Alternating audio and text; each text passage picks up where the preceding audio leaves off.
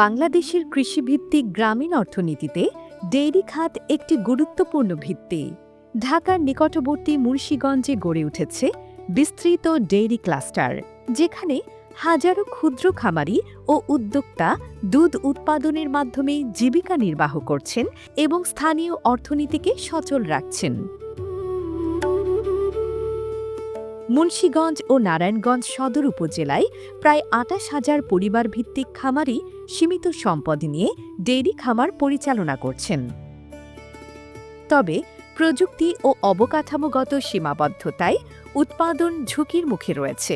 এই বাস্তবতায় বাংলাদেশ সরকারের সহায়তায় বিশ্বব্যাংক ও পিকেএসএফ-এর যৌথ অর্থায়নে পিকেএসএফ স্মার্ট প্রকল্প বাস্তবায়ন করছে, যার মাধ্যমে পরিচ্ছন্ন উৎপাদন, জলবায়ু সহনশীল প্রযুক্তি ও উদ্যোক্তাদের সক্ষমতা বৃদ্ধির উদ্যোগ নেওয়া হয়েছে।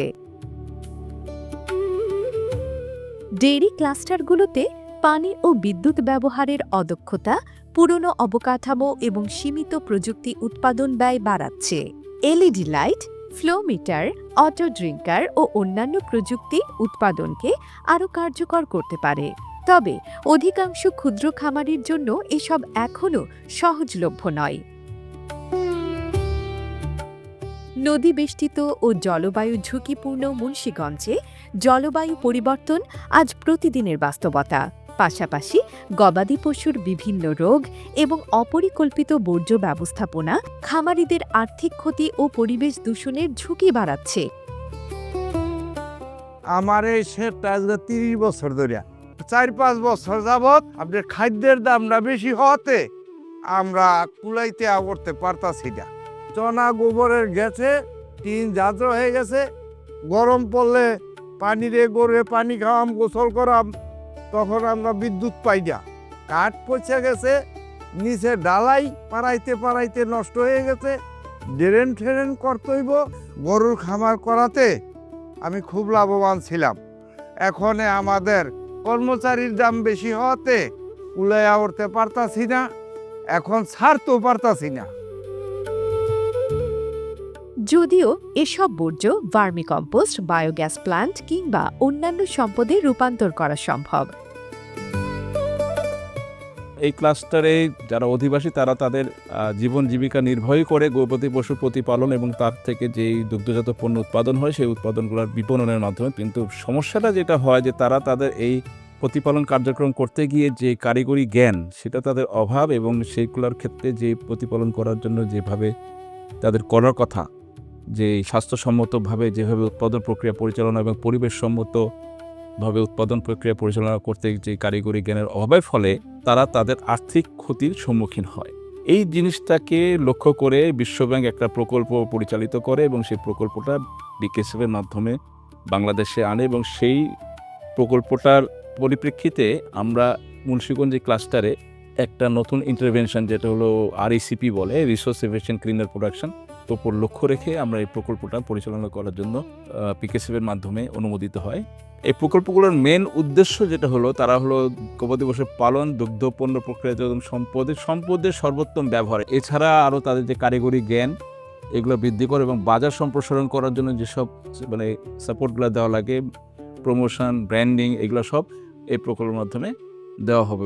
এছাড়া এইভাবে প্রকল্পটা আমরা জলবায়ুর যে ঝুঁকি সম্পর্কিত জ্ঞান বৃদ্ধি, আয় বৃদ্ধি করার জন্য বিভিন্ন উদ্যোগ এই প্রকল্পের মাধ্যমে নেওয়া হবে, এবং বর্জ্য থেকে জৈব সার পণ্য প্রস্তুত, এলাকার দুগ্ধ বিক্রয় কেন্দ্রগুলোকে আরও এনভায়রনমেন্ট ফ্রেন্ডলি এবং খুব হেলদি, সেফ একটা পর্যায়ে নিয়ে আসার জন্য এই প্রকল্পের মাধ্যমে বিভিন্ন সেবাগুলা এবং কার্যক্রমগুলা দেওয়া হবে। প্রযুক্তিগত সীমাবদ্ধতার কারণে অধিকাংশ উদ্যোক্তা এখনও কাঁচা দুধ বিক্রির উপর নির্ভরশীল থাকায় মূল্য সংযোজন সীমিত রয়ে গেছে। নোংরা পরিবেশ হলো যার যার ব্যক্তিগত ব্যাপার, কিন্তু কোনো মাছই থাকেই, এটাই 100%। আমরা যখন বাসায় খাবার খাই তখনও দেখি মাছ। একটু পরিবেশের মধ্যে থাকলে সবাই ভালো কয় বা পরিস্থিতিতেও ভালো দেখা যায়। আমার যদি একটা চিলা থাকে তাহলে দেখা যায় আমি কাস্টমারে ভিআইপি কাস্টমার পাইলাম বা বেচাকেনা হচ্ছে ভালো হলো। আপনারা যেরকম দিক থেকে যে ভূমিকাটা নিচ্ছেন, যদি সবাই এরকমভাবে ভূমিকাটা পালন করতো, মিষ্টির দোকানের পিছিয়ে কোনো মলাই থাকতো না। পাশাপাশি প্রশিক্ষণের সীমাবদ্ধতা, দুর্বল লেবেলিং ও সীমিত সার্টিফিকেশনের কারণে দুগ্ধজাত পণ্য বড় বাজারে প্রবেশ করতে পারছে না। তবে বর্তমানে কিছু উদ্যোক্তা সীমিত পরিসরে RECP চর্চা শুরু করেছেন, যা কম খরচে পরিচ্ছন্ন ও অধিক উৎপাদনের সম্ভাবনা তৈরি করছে। একটা গরুর ফার্ম করলে জৈব সার হইতেছে, এগুলা জমিতে দিতেছি। অতিরিক্ত গরমের জন্য ফোকার লাগাইছি যাতে এই গরুগুলা সুস্থ থাকে, ঠান্ডা থাকে। কতটুক তাপমাত্রা হইলে গরুর ফোকার প্রয়োজন এই অটোমেটিক মেশিনে লাগাই দিব, যাতে আমার বারবার এসে সুইচও দিতে না হয়। যখনই তাপমাত্রা বাড়বে ওইটা চলতে থাকবে। ফোকার লাগাইলে ওইটার থেকে দেখা যায় যে আমি দুধও বেশি পাবো, গরু সুস্থ থাকে। মূল উদ্দেশ্য পরিষ্কার পরিচ্ছন্নতা। আমাদের বর্তমানে এখানে একটা চিলার আছে, এইটা রিকের সাথে যখনই আমাদের একটা আলাপ আলোচনা হয় তখন তারাই আমাদের এই উপদেশ দেয় যে আপনার এই প্রতিষ্ঠান যদি আরো সুন্দর করতে চান তা আস্তে আস্তে এইটা করতে হবে। আপনার রিক আসাতে আমাদের যে আমরা উপকৃত, দুগ্ধপণ্যের আরও যারা আমাদের সহকর্মী ভাই আছে তারাও ইচ্ছা করলে এই সুবিধায় আওতাভুক্ত হইতে পারেন। এই অঞ্চলে মূলত ফসল খুব ভালো হয় না, কাজে বিকল্প হিসাবে তারা এই গবাদি পশু পালন এবং দুগ্ধজাত পণ্যের উপরে এদের গুরুত্ব দিতে হয়। ক্ষুদ্র উদ্যোক্তাদের পরিবেশ সম্মত ও জলবায়ু সহনশীল প্রযুক্তি নির্ভর এবং সম্পদের কার্যকরী ব্যবহারের মাধ্যমে পরিচ্ছন্ন উৎপাদন করার পাশাপাশি উদ্যোগসমূহ সবুজ প্রবৃত্তি সঞ্চার করার লক্ষ্যে রিসোর্স ইন্টিগ্রেশন সেন্টার RIC বিশ্বব্যাংকের অর্থায়নে PKSF-এর সহায়তায় জুলাই 2024 থেকে স্মার্ট প্রকল্পটির আওতায় promoting resilient green growth in dairy subsector through ensuring RECP নামে উপপ্রকল্পটি মুন্সিগঞ্জের 5টি উপজেলার অধীনে 60টি ইউনিয়নে এবং নারায়ণগঞ্জ জেলার 1টি উপজেলার 1টি ইউনিয়নে বাস্তবায়ন করার জন্য দায়িত্বপ্রাপ্ত হয়েছে। RIC এই উপপ্রকল্পটি তাদের অন্যান্য প্রকল্পগুলোর মতো প্রকল্প এলাকায় বৃহত্তর মুন্সিগঞ্জ জেলার দুগ্ধ খামারি তথা এলাকার আপামর জনগোষ্ঠীর অগ্রণনের লক্ষ্যে নিবেদিতভাবে বাস্তবায়ন করে যাবে। রিসোর্স ইন্টিগ্রেশন সেন্টার RIC বিশ্বব্যাংক এবং PKSF-এর সহায়তায় মুন্সিগঞ্জ জেলাতে ক্ষুদ্র উদ্যোক্তা, বিশেষ করে যারা ডেইরি খামারে আছে, তাদের জীবনযাত্রার মান উন্নয়নের জন্য কাজ করে যাচ্ছে।